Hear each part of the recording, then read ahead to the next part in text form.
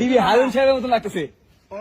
ভাই বেদনা ভরা আমার এই জীবন,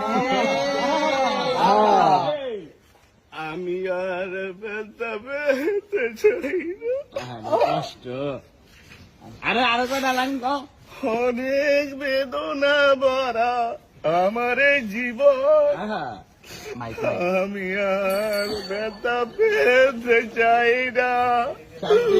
অনেক কেঁদেছি আমি এই জীবনে, করুণার পেতে চাই না।